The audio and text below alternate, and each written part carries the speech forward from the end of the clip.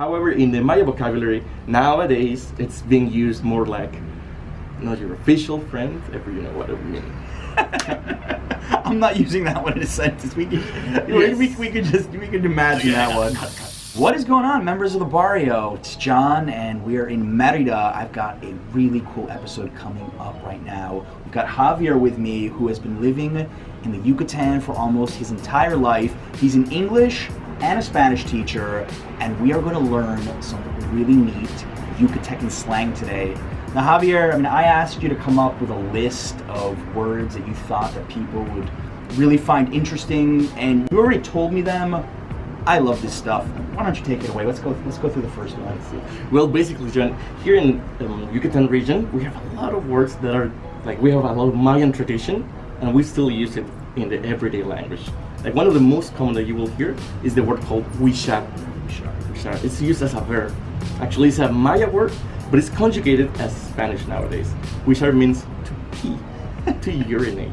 So it's actually quite fun to hear this when we were doing English lessons, and then we're teaching how to express your desires and your needs or wants. Like, okay, you need to wish upon a star, and then okay, we need to wish, and everyone bursts out laughing because wishar, it sounds for them like they are peeing their pants. Okay, so now I have to try to use this word in a sentence. I think this is pretty easy. Tengo que wishar mucho. Exactly, perfecto. I like it. Perfecto. Okay. Yes. Another common word that is a little bit frustrating is when we say shish. The shish is basically the little leftovers that we have on our glasses and our cups or on boxes, cartons.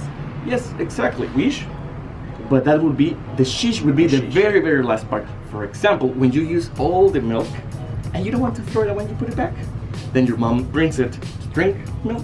Or surprise, she finds only the shish is remaining. Okay, so to use this in a sentence,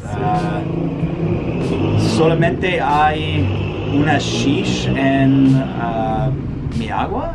Sí. Necesitamos más agua. Solo está el shish. Solo está el shish.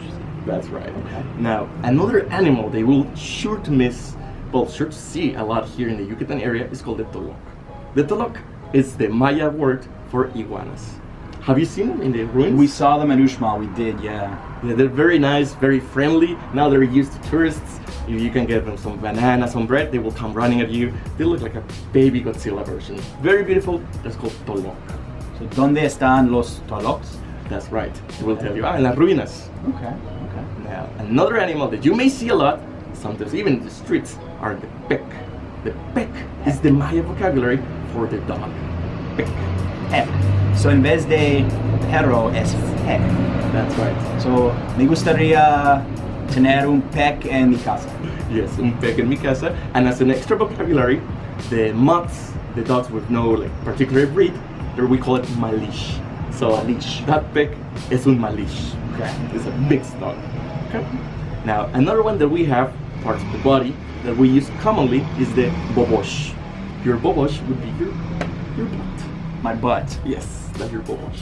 Okay, let me think how to use that in a sentence. Keep it friendly, huh? Okay, me duele mi bobosh después del gimnasio?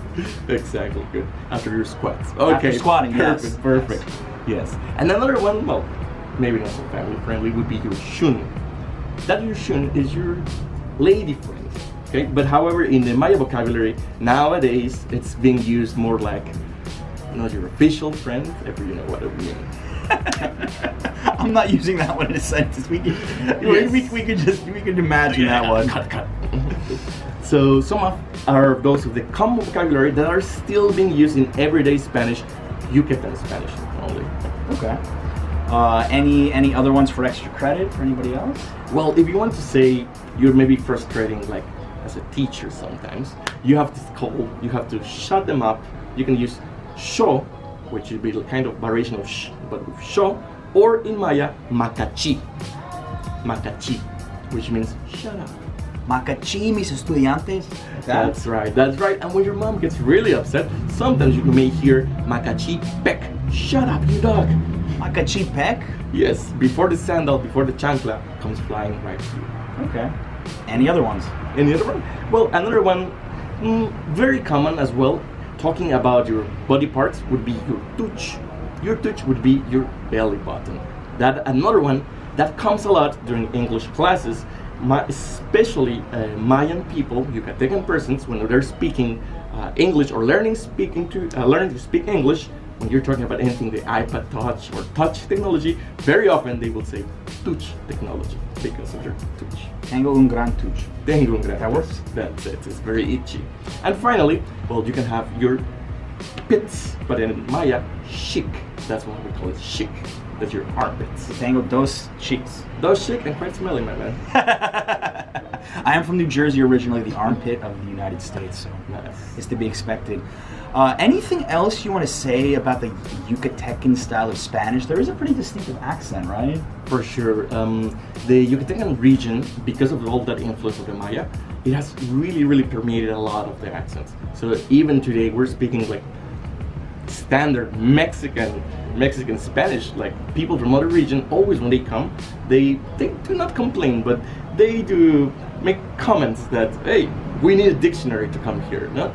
Even normal words, like standard words, we have a little accent, like especially at the end, that's how they say it.